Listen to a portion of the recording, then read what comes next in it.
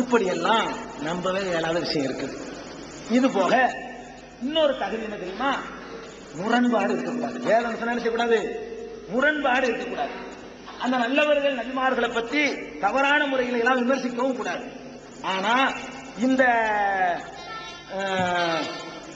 வேதத்தை பொறுத்த வரைக்கும் ஒரு பக்கத்தில் ஒருத்தன் நல்லவன்னு சொல்லுது, நீதிமான்னு சொல்லுது, இன்னொரு பக்கத்தில் அவனுடைய கதையை கேட்டா உலகத்திலே மகா கேடு கட்டவன்னு தெரியுறத பார்த்தா. இந்த மாதிரி எல்லாம் அறிமுகப்படுத்தக்கூடிய பல வசனங்களை வரிசையாக நான் சொல்லுகிறேன். அவர் வாசி காட்டுவார். படிங்க. ஆதியாகமம் 19:1.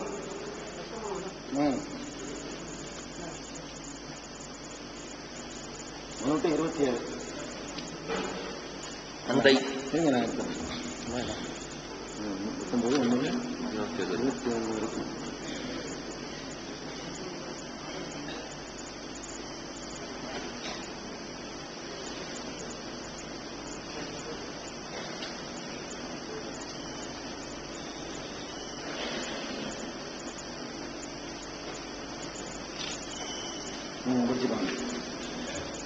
அந்த இரண்டு தூதரும் சாயங்காலத்திலே சோதோமுக்கு வந்தார்கள். லோத்து சோதோமின் வாசலிலே உட்கார்ந்திருந்தான். அவர்களைக் கண்டு லோத்து எழுந்து எதிர்கொண்டு தரை மட்டும் குனிந்து, ஆண்டவன்மார்களே, அடியேனுடைய வீட்டு முகமாய் நீங்கள் திரும்பி உங்கள் கால்களை கழுவி இராத்தங்கி காலையில் எழுந்து பிரயாணப்பட்டு போகலாம் என்றான். அதற்கு அவர்கள், அப்படியல்ல, வீதியிலே இராத்தங்குவோம் என்றார்கள். அவன் அவர்களை மிகவும் வருந்தி கேட்டுக் கொண்டான். அப்பொழுது அவனிடத்திற்கு திரும்பி அவன் வீட்டிலே பிரவேசித்தார்கள். அவன் புளிப்பில்லா அப்பங்களை சுட்டு அவர்களுக்கு விருந்து பண்ணினான். அவர்கள் புசித்தார்கள். அவர்கள் படுக்கும் முன்னே சோதோம் பட்டணத்து மனிதராகிய வாலிபர் முதல் கிழவர் மட்டுமுள்ள ஜனங்கள் அனைவரும் நானா திசைகளிலுமிருந்து வந்து வீட்டை சூழ்ந்து கொண்டு லோத்தை கூப்பிட்டு, இந்த இராத்திரி உன்னிடத்தில் வந்த மனுஷர் எங்கே? நாங்கள் அவர்களை அறியும்படிக்கு அவர்களை எங்களிடத்திலே வெளியே கொண்டு வா என்றார்கள். அப்பொழுது லோத்து வாசலுக்கு வெளியே வந்து தனக்கு பின்னாலே கதவை பூட்டி அவர்களிடத்தில் போய், சகோதரரே, இந்த அக்கிரமம் செய்ய வேண்டாம்.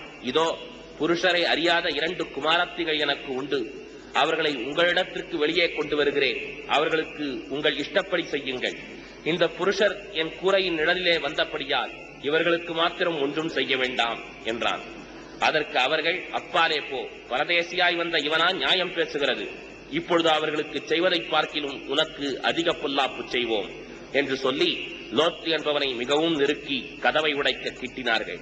அப்பொழுது அந்த புருஷர்கள் தங்கள் கைகளை வெளியே நீட்டி லோத்தை தங்கள் அண்டைக்கு வீட்டுக்குள் இழுத்துக் கொண்டு கதவை பூட்டி தெருவாசலில் இருந்த சிறியோரும் பெரியோருமாகிய மனிதருக்கு குருட்டாட்டம் பிடிக்க பண்ணினார்கள்.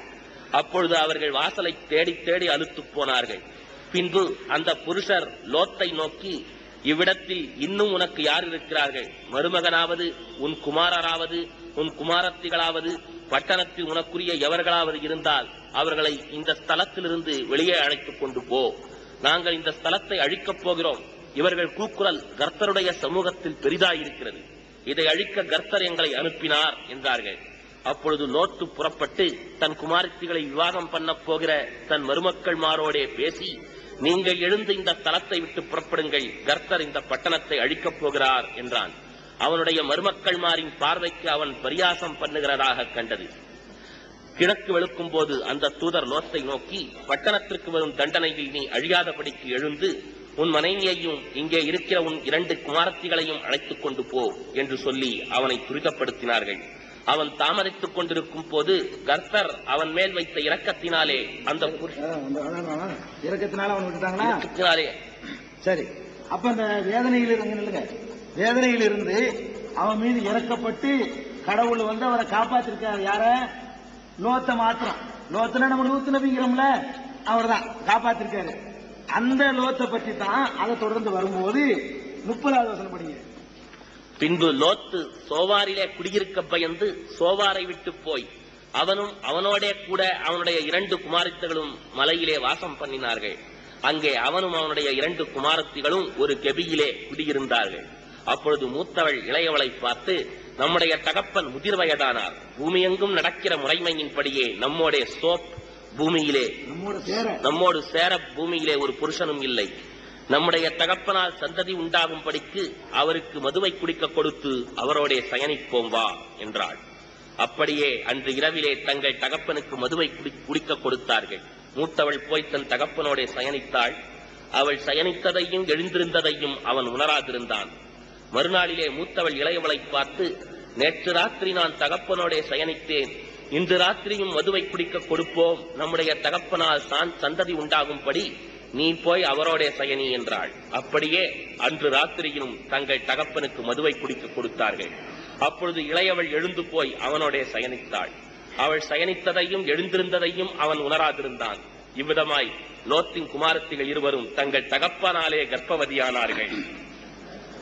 பாருங்க, நமக்கு ஏன் இந்த குப்பையின் மீது ஏன் ஆத்திரம் வருதுன்னா, நாம மிகச்சிறந்த தீர்க்கதரிசி நம்பக்கூடிய லூத் அலைஹிஸ்ஸலாம் அவர்களை பற்றி இந்த அளவுக்கு கீழ்த்தரமாகவும் இந்த அளவுக்கு மோசமாகவும் இந்த நூல்ல எழுதப்பட்டிருக்குங்க.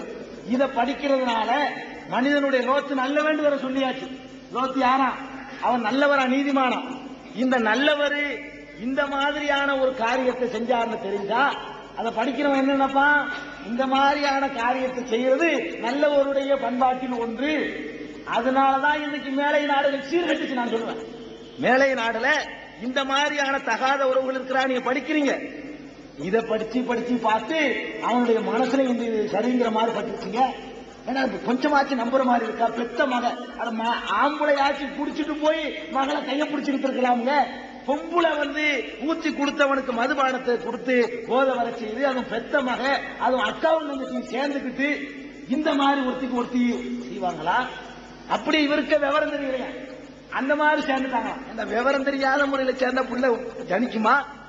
ஒரு பெண்ணு, ஒரு ஆணு வேண்டாம், ஒரு பெண்ணு போதையில் இருக்கும்போது உறவு கொள்ள முடியும். ஒரு ஆணு போதையில் இருக்கும் ஒரு பெண்ணுக்கு உறவு கொள்ள முடியாது. இந்த சாதாரண வழக்கு சொல்லக்கூட ஆபாசமா போயிடும். இது மாதிரி போய் நானும் லிஸ்ட்ல விடுவேன். இந்த சாதாரண ஒரு விஷயம் கூட தெரியாம அவளால கர்ப்பவதி ஆனாங்க. அதை எப்படி ஆகும்? போய் எந்த டாக்டர்கிட்ட போய் கேளு, மருத்துவன்ட்டையாவது. அவன் வெறி கொண்டு என்ன உணர்வுல இருக்கிறான்னு தெரியாம இருக்கும்போது அவனோட சேர இயலாது. ஒரு பொம்பளைக்கும் சேர இயலாது. சேர்ந்தாலும் புள்ள கணிக்காது. இது கூட இந்த சாதாரண உண்மை கூட புரியாம லோத்து இப்படிப்பட்ட ஆள். நோவா 2 பேர்ல நான் படிச்சிருக்கேன். நோவா நீதிமான், தன் காலத்தவர்களுக்குள் உத்தமன். நோவா கடவுளோடு சஞ்சரித்துக் கொண்டிருந்தான். இப்படி சொல்றது பைபிள் தான். நோவாண்டா நூஹ் அலைஹிஸ்ஸலாத்து வஸலாம். ஆதியாகமம் 9:6 சொல்லுங்க. அப்புறமேல 9:20 சொல்லுது, நோவா திராட்சை ரசம் குடித்து. திராட்சை ரசம் தான் சும்மா பழச்சாறு நினைச்சிக்க கூடாது. அப்புறம் வருது மதுபானம் தான். திராட்சை ரசம் குடித்து வெறி கொண்டு வஸ்திரம் விலகி படித்திருந்தான். வெறி பிடிச்சு தெருவுல இந்த பொறிக்கு போய் தண்ணி அடிச்சுட்டு ஆடையெல்லாம் விலகி படுத்து கிடப்பான. அந்த மாதிரி யாரு படுத்து கிடந்திருக்காரு? நீதிமான் படுத்து கிடந்திருக்காரு. நீதிமான் ஒரு பக்கம் சொல்லியாச்சு நோவாவை. அந்த நீதிமான் என்ன பண்றாரு? தண்ணியை அடிச்சுட்டு படுத்து கிடக்கிறார். இதாங்க நல்லடியார்களுக்கு வச்சுக்கிற அளவு பட்டு. இன்னும் கேளுங்க, இஸ்ரவேல். இஸ்ரவேல் யாரு? நல்லா கவனிக்கணுங்க. இஸ்ரவேல் அந்த தேசத்தில் தங்கி இருக்கும் போது, ஆதியாகமம் 35:22 படிக்கிறேன். இஸ்ரவேல் அந்த தேசத்தில் தங்கி இருக்கும் போது ரூபன் போய். ரூபன் யாருங்க? இஸ்ரவேலுடைய ஒரு மகன். ரூபன் இஸ்ரவேலுடைய, நேரத்தை சொன்ன ரூபன், யூதா, லேவி, இவனெல்லாம் இஸ்ரவேலுடைய மக்கள். இஸ்ரவேல் அந்த தேசத்தில் தங்கி இருக்கும் போது ரூபன் போய் தன் தகப்பனுடைய மறுமனையாக்கி, தகப்பனுடைய பொண்டாட்டி பில்காலோட சயனித்தான். தகப்பனுடைய பொண்டாட்டியோட போய் யார் சேர்ந்திருக்கிறா? ரூபன் சேர்ந்திருக்கிறான். அதை இஸ்ரேல் கேள்விப்பட்டான். இவ்வளவுதாங்க இருக்கு. கேள்விப்பட்டு கோபம் கொண்டான்னு கூட இல்லை. பாவிகளாம் கேள்விப்பட்டான், ஆத்திரப்பட்டாண்டாவது இருக்கணுமா இல்லையா? எவ்வளவுதான் இருக்குது. அதுக்கு டாபிக் வேறையா போயிடுது. கேள்விப்பட்டானுக்கு அப்புறம் ஆதியாகமம் 35:22 இருக்குது. கேள்விப்பட்டான், கொந்தளிச்சான், துடித்தான். என் பொண்டாட்டிலும் சேர்ந்தா பாவி அப்படின்னு பேச்சாவது பேசினான். கண்ட கண்ட குப்பையெல்லாம் சாமுடைய மகன் காமு, காமுடைய மகன் ராமும். இது சொல்ல வேண்டிய விஷயம் இல்லையா?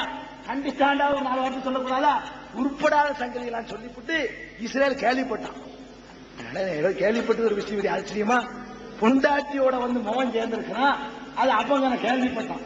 கேள்விப்பட்டது மட்டும் இல்லைங்க, இந்த மானங்கட்ட மோகனுக்கு, இந்த மானங்கட்ட அப்ப மௌத்தா போகும்போது ஆசி வேற வழங்கலாம். பிந்தி வருவது மானங்கட்ட மோகனுக்கு இப்படி அறிமுகப்படுத்துங்க. ஆசி வர வழங்கியிருக்கான். என்ன ஆதியாகமம் 49:34.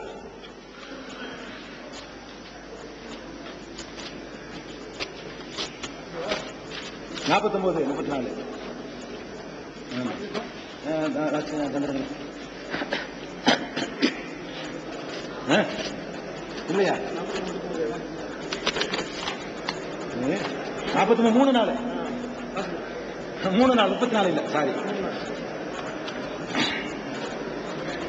ஆதியா பாருங்க, ரூபனே என்ன காணுங்க, தந்தைக்காரருங்க இந்த முவன் கொண்டாட்டி போய் சேர்ந்துட்டான் பாருங்க. முவன் அவனை கூப்பிடுறாரு, ரூபனே நீ என் சேஷ்ட புத்திரன். யாரு? என் பொண்டாட்டி சேர்ந்தா இல்லையா, அதனால நீ சேஷ்ட புத்திரன் சொல்றாரு.